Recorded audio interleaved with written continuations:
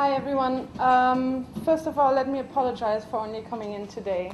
I hope you don't interpret it as a lack of interest in your presentations, which I would have loved to see, but unfortunately I had to take an exam and only could travel after that. So let me present some of my work today, which is entitled An Employment Guarantee as Risk Insurance, Assessing the Effects of the NAGA on Agricultural Production Decisions. So I'll come right to the motivation of my work. So from the literature we know that a lot of farmers, particularly small and medium-scale farmers in developing countries, seem to be constrained in their production and investment decisions. And so I just put up some of the literature that shows this, and the reasons that are often found in the literature is why we assume that the farmers are constrained is because they delay technology adoption, they do not invest much in productive capital, and they go for mostly very conservative crop choices. And by conservative, I mean crop choices that are, on average, very low in productivity, but also not very sensitive to rainfall fluctuations, for example. So, of course, this has been shown since the 1980s or something, or even before that. So, since then, a lot of literature has come up with potential explanations.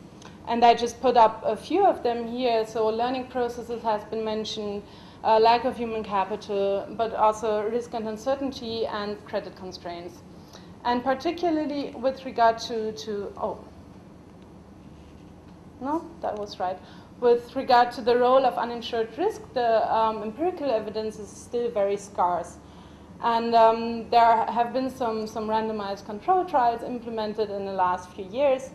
But in my view, they still give not a very complete picture because, first of all, agricultural microinsurance still suffers from very low take-up rates. So it's very hard to show from there any effect on production decisions for households who have access to this type of insurance. So my idea in this paper was to explore other policies that also might affect the exposure of households to different types of risks, and to see whether this leads to any changes in the production decisions of households.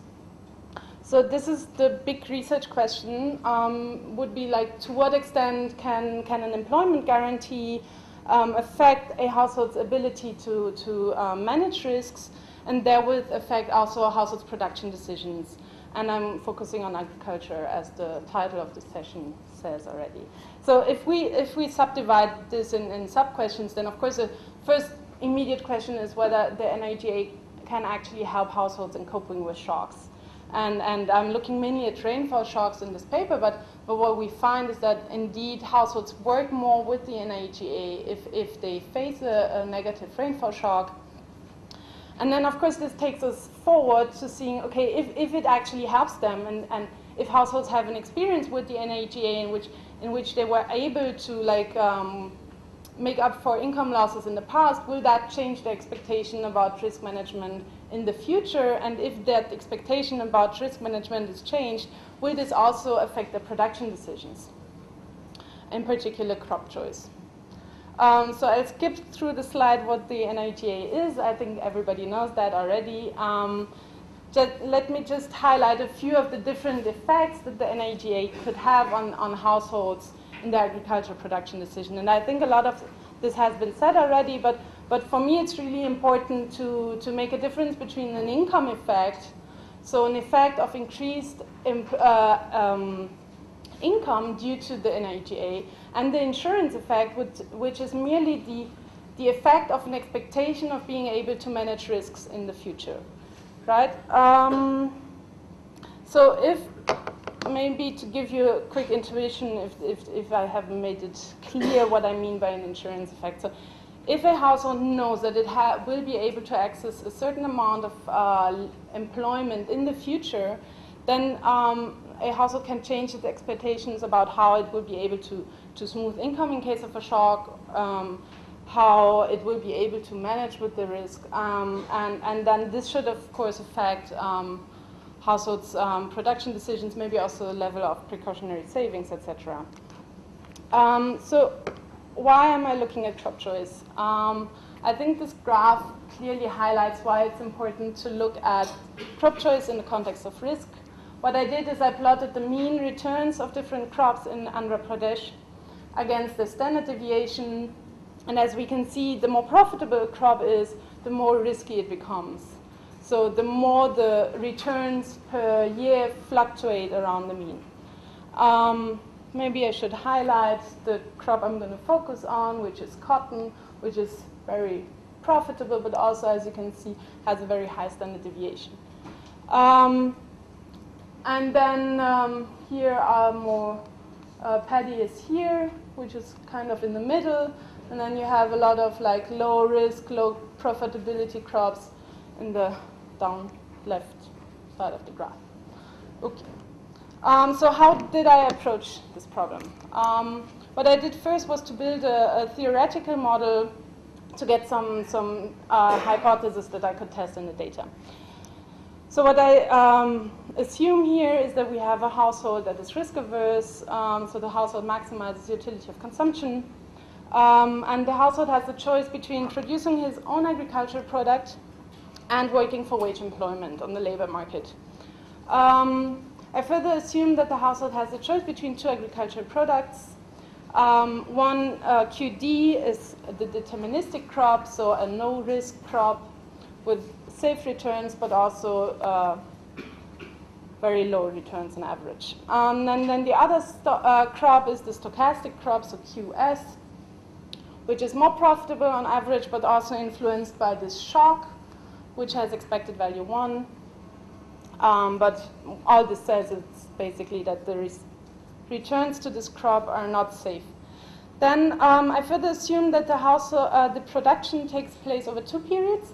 So a household has to allocate all inputs to each of the crops he wants to produce, and then the shock realizes, and then the yield that has been realized can be harvested in the second period, which is the harvesting period, and then sold or consumed. So basically what this third equation says is that a household has to allocate a certain share of realized yield to harvesting that crop. And then down here I say that the harvest wage is valued at reservation wage levels, which is not very important. It just simplifies later the calculation, and basically it does say that households would prioritize their own fields before working for the labor market. So if they had any yield, they would first allocate their own labor to harvesting that yield, and then they would go and work on the labor market if they can. This is really annoying. Okay.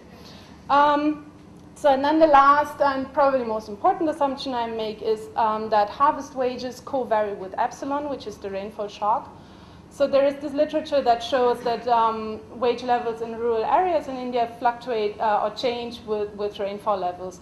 And what we would, I guess it makes a lot of sense to expect that in a bad year with low rainfall, the employment opportunities in rural areas will also be very limited, because basically no farmer has any yield to harvest, and so has no employment to offer to others. Okay. So then I put up a decision problem, and then I derived it with respect to the choice variables, which is here basically the inputs that a household allocates to each of the crops. And with inputs I mean fertilizers, seeds, I think employment is included also, pesticides, etc. So I have a vector of inputs that are included, and then household I ask to say how much they spend on each of the crops, basically. So this looks very complicated, but it's actually really simple. It says that basically a decision for a household to allocate inputs to either of the crops or to both is influenced by the prices of these inputs, which is G, and then the expected returns, so the price of the output minus the cost of harvesting that yield. And then he has to value this at the marginal utility of consumption of the first stage, so the planting stage versus the harvesting stage, because he will always face a trade-off between working more on the labor market and having more income in the first period, or working more on his own fields and then having higher income on the second period. So the first equation is for the deterministic crop, and you can see there is no randomness involved whatsoever, except that the household forms expectations about the utility in the second period. But which is much more important is for the second crop, which is the stochastic crop, we also have this covariance term that shows up here. And this covariance term basically is the extent to which the consumption and utility of consumption in the second period is affected by the shock. And as I mentioned before, the shock will not only affect a farmer's own crop, but also his employment opportunities in rural areas. So we would see a double effect, and the household would have problems in making up for production losses by working on the labor market in rural areas. So the only option would be probably to migrate. So I hope this is clear so far. The next slide pretty much repeats both equations, but what it says here is that the NIGA as an insurance mechanism should not have so much an effect on the crop choice.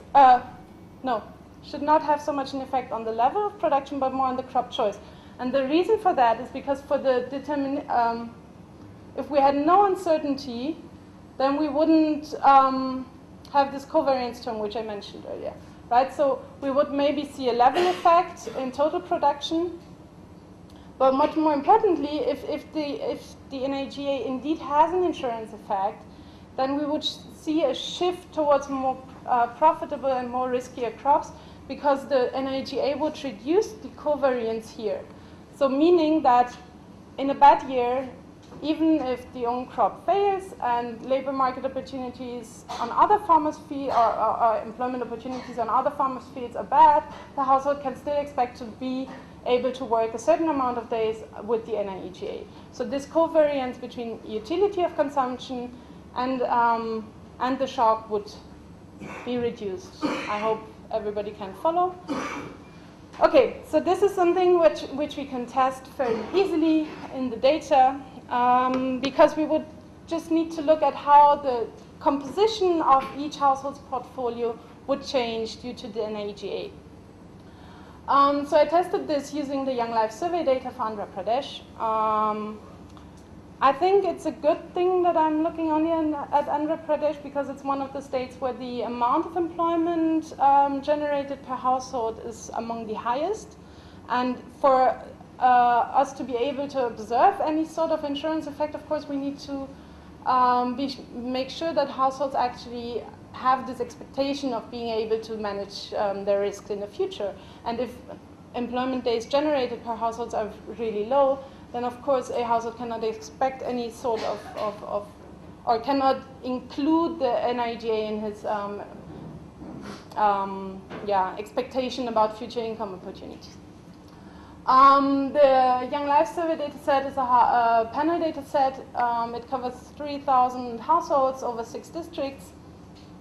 It was collected in 3 rounds. The first round, one in 2002, 2007 is the second round, and 2009 the third.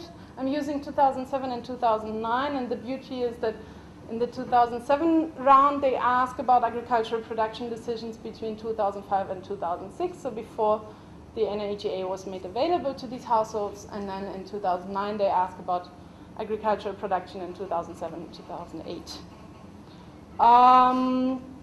Out of these 6 districts, 4 introduced the NIGA in the first phase, and 2 districts in phase 2 and phase 3. So I should hurry up, and let me just mention that I restrict the the sample to households with non-zero agricultural production in both rounds.